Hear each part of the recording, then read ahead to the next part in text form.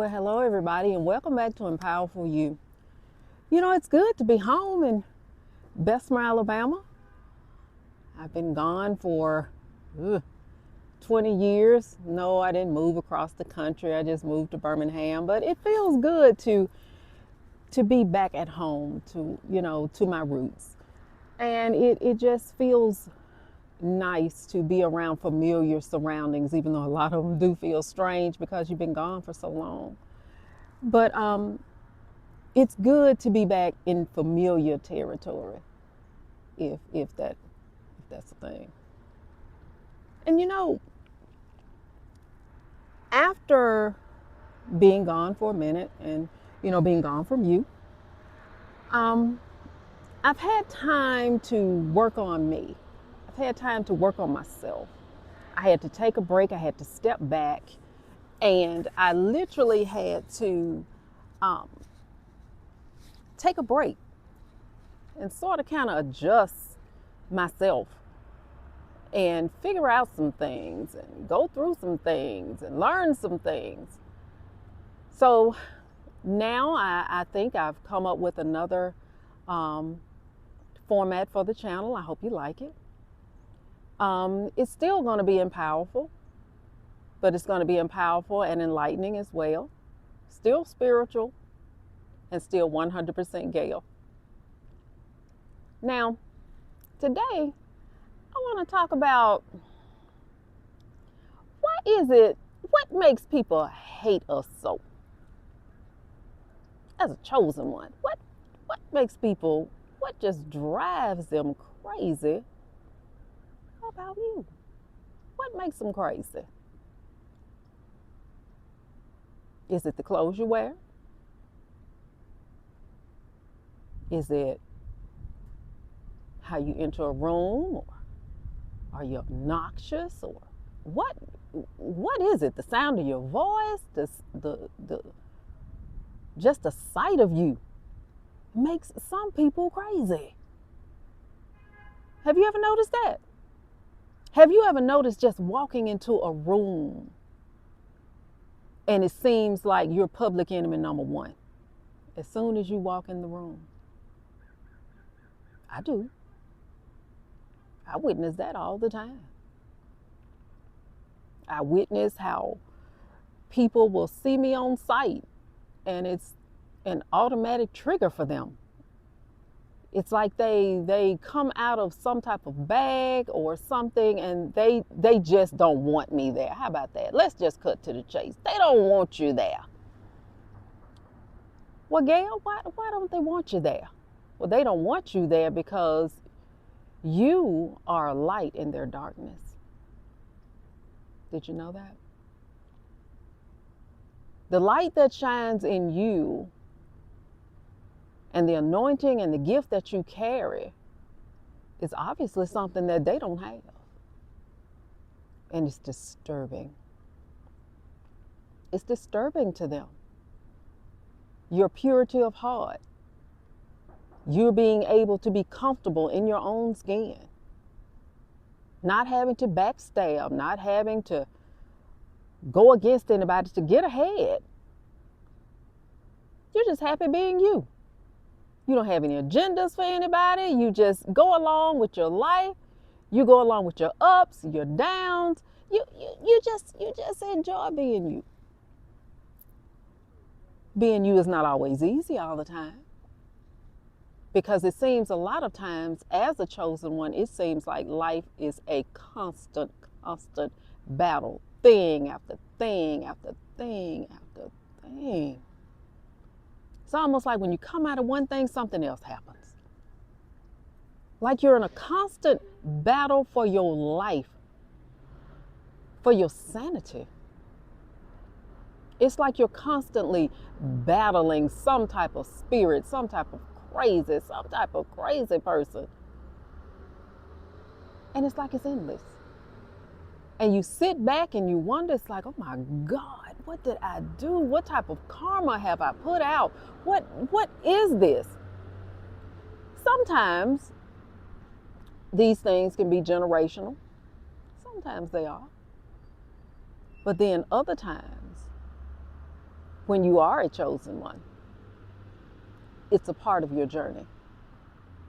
I remember years ago, a lady told me something about myself, and I looked at her, I was like, what?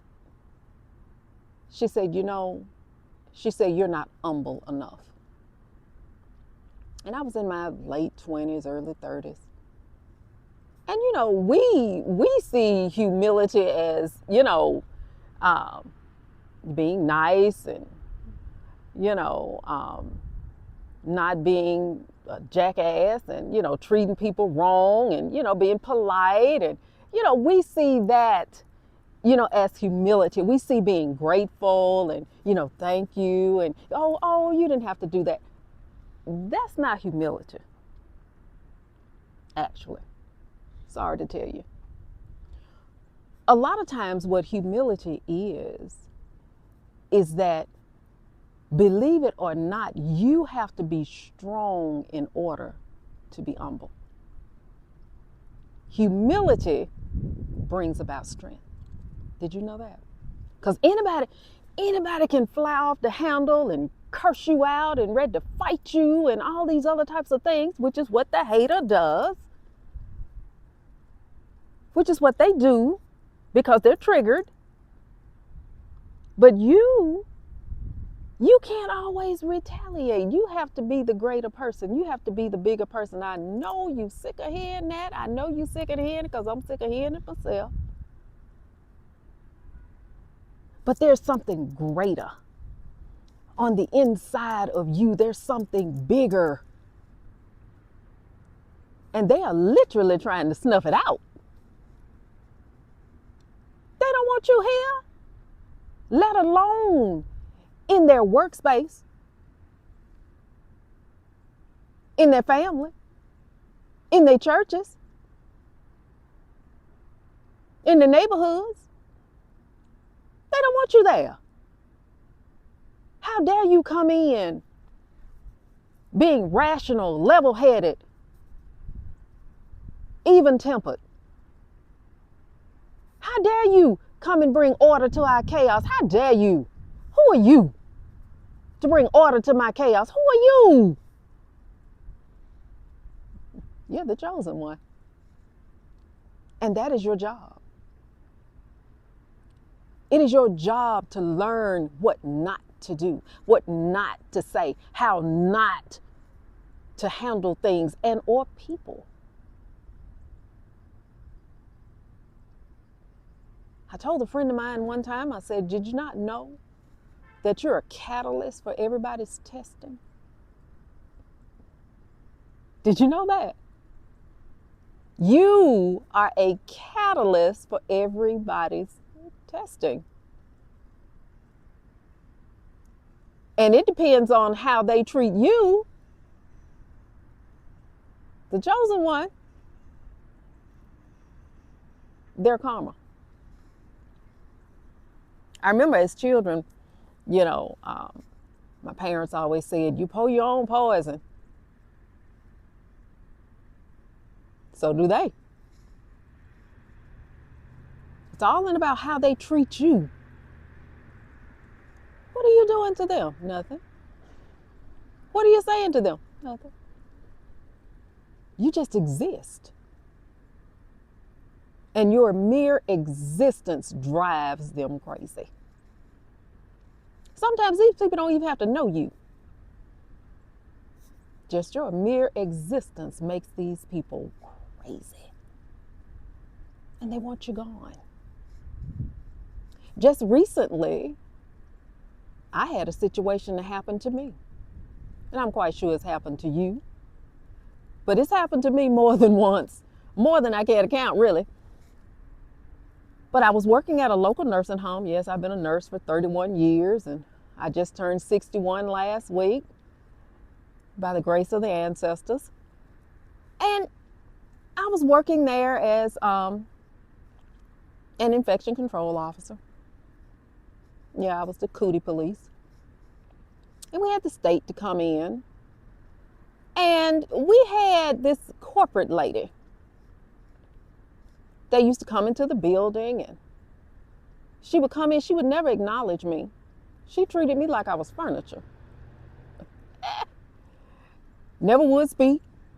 And would look me dead in my face and wouldn't speak. I was like, oh, okay, one of these people. And of course, she was the other shade,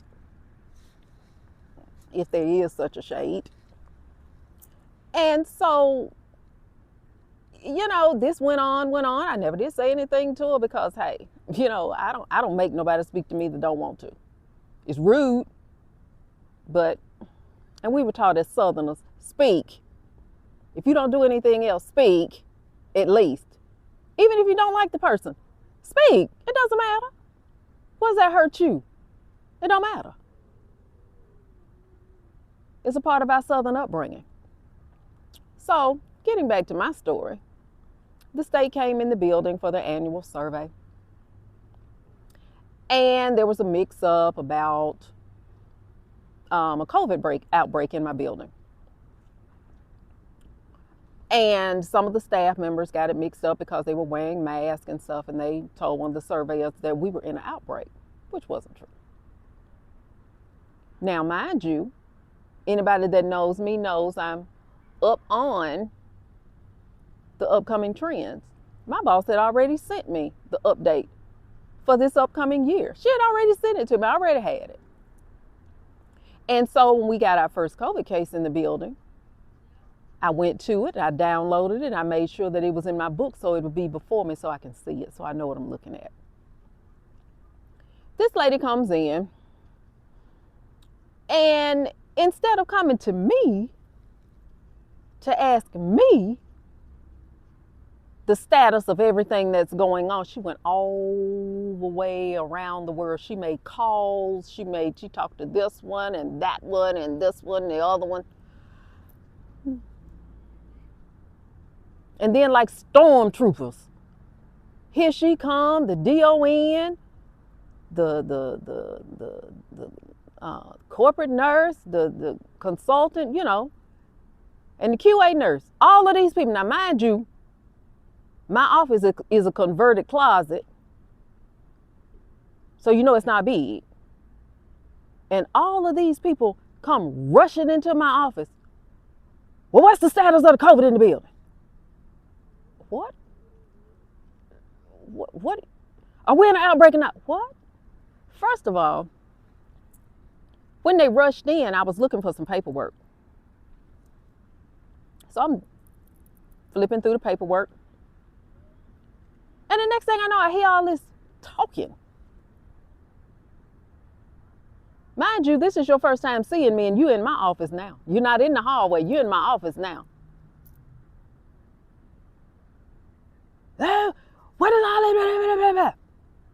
I said, good morning.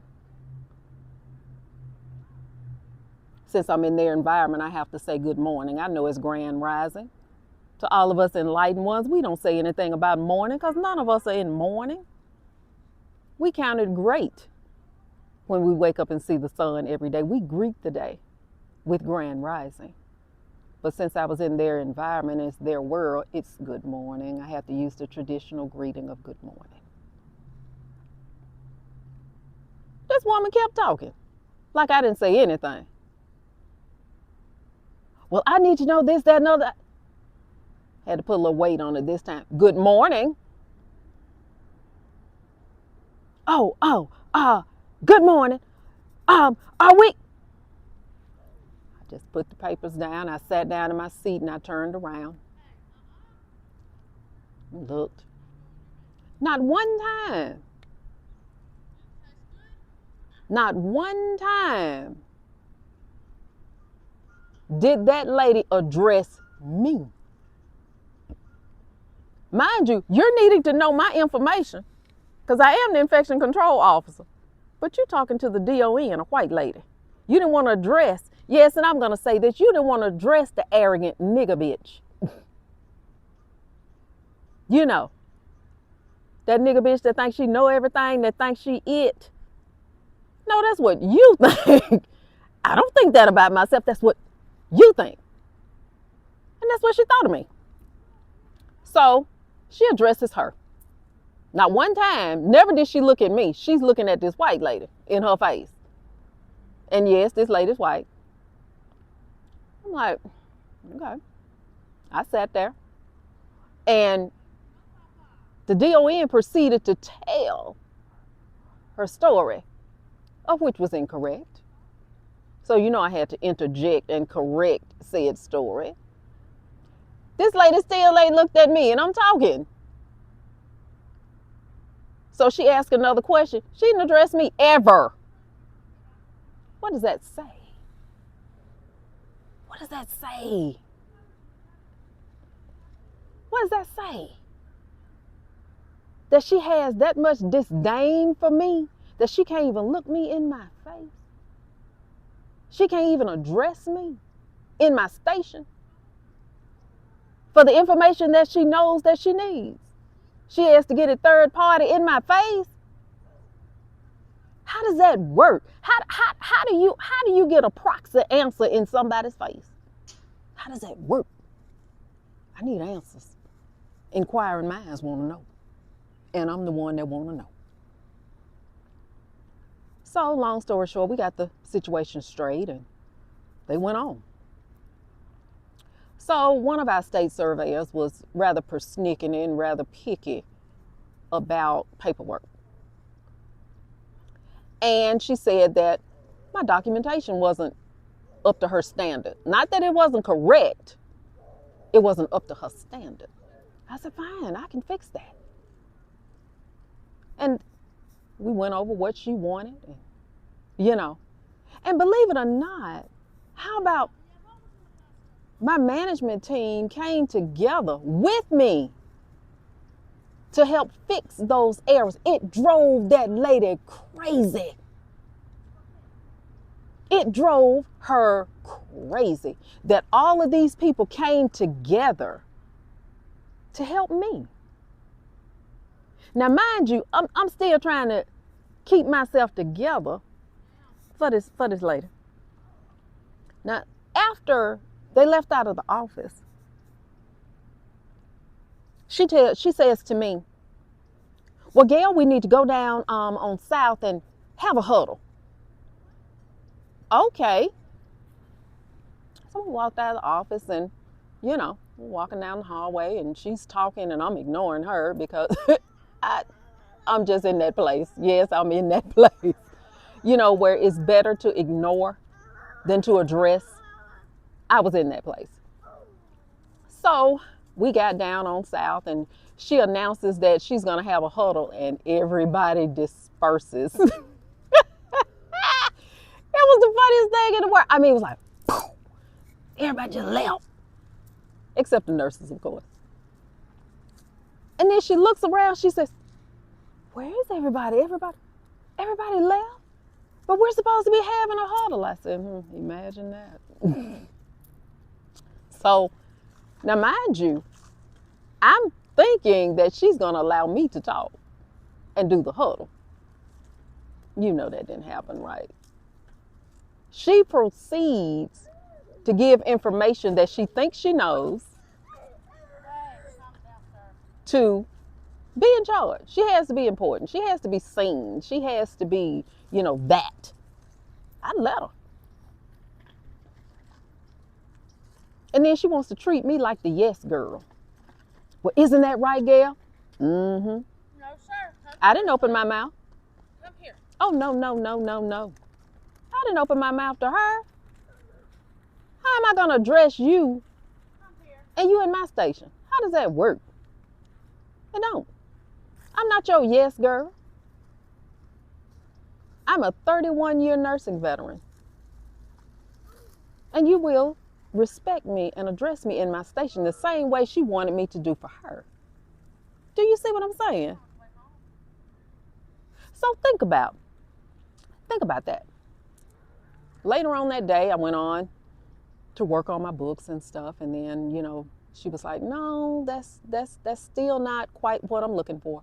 So my management team, who are absolutely great people, pulled together and we stayed there until we got that job done. it drove that lady crazy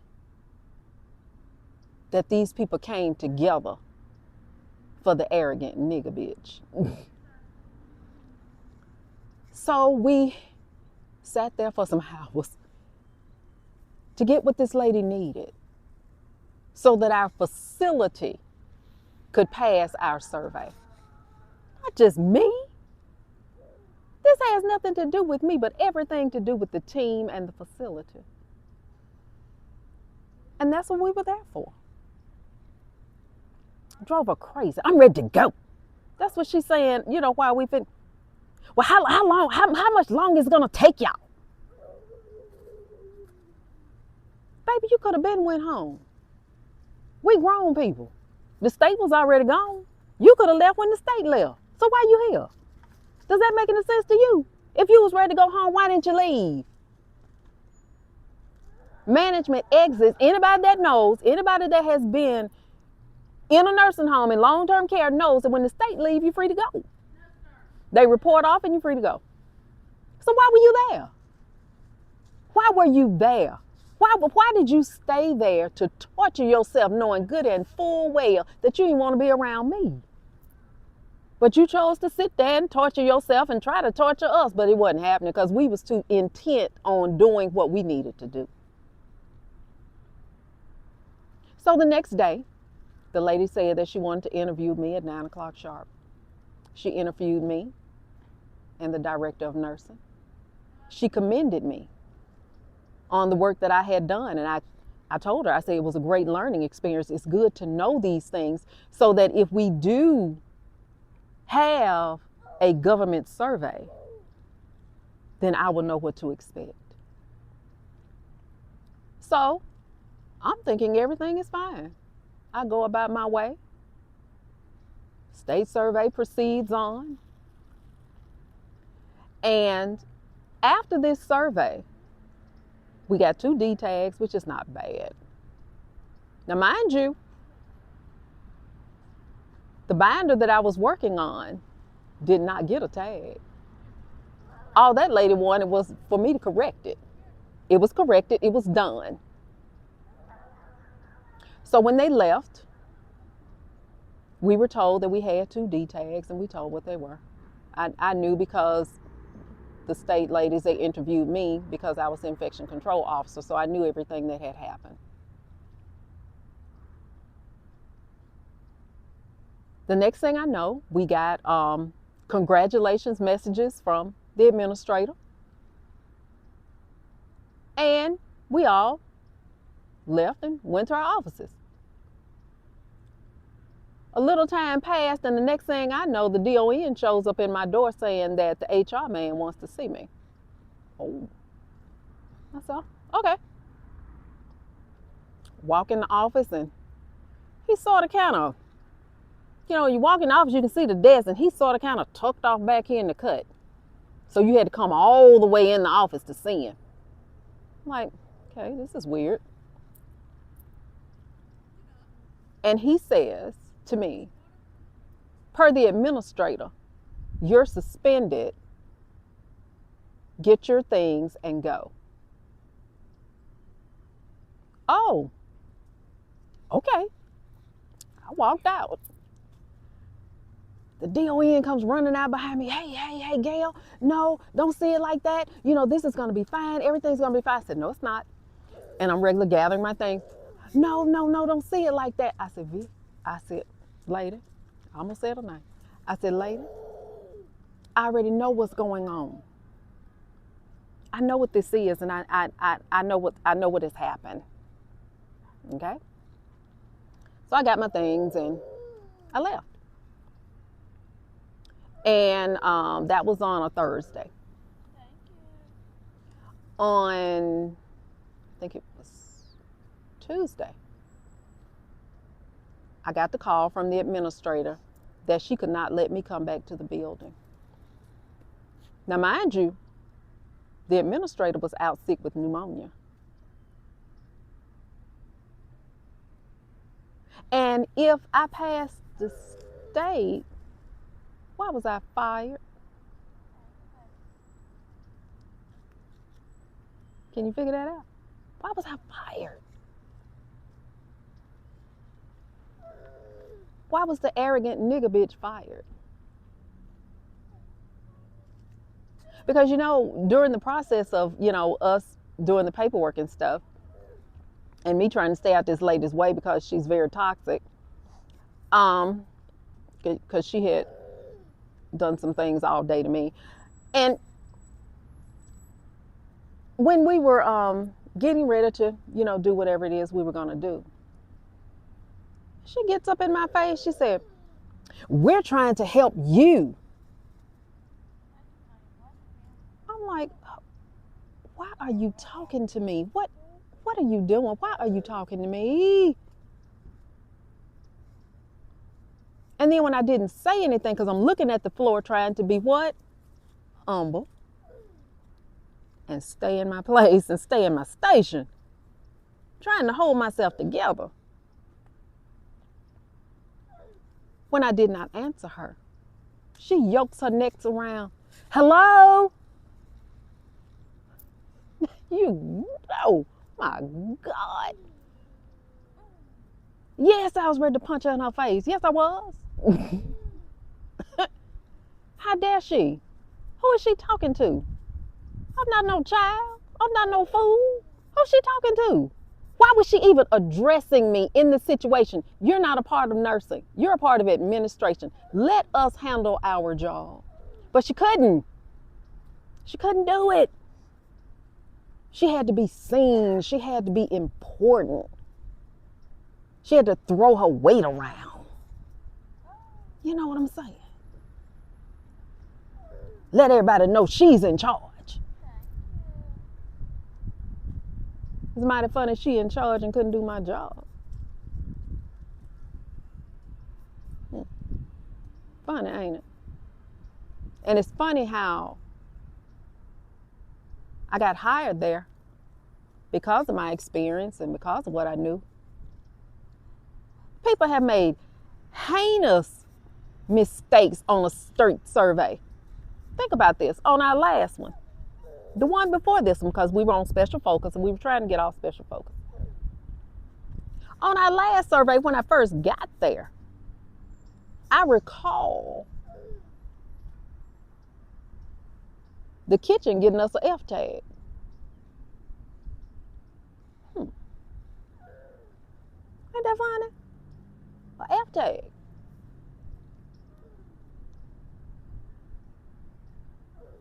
Did they fire the dietary manager? Which is a white lady. Did they fire her? No, she's still there. On an F tag. And here this girl is right here. Didn't get one. Satisfied the state. And got fired. You figure it out.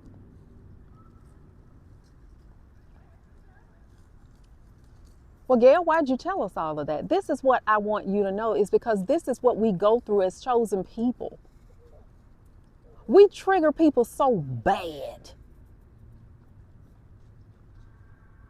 We make them feel some type of way so bad. They just want to be rid of us. They don't even want us in the vicinity of them, the sight of us. They don't want to see you. They don't want to hear you. They don't even want to know you exist. Because of the light that you shed on their darkness. I want to take today to encourage you to remain comfortable in your own skin. Stand up straight, stand up tall, and continue to shade the ground you walk on. Because you're powerful. And they know it. You are able to make or break a person, not even opening your mouth. Continue being you.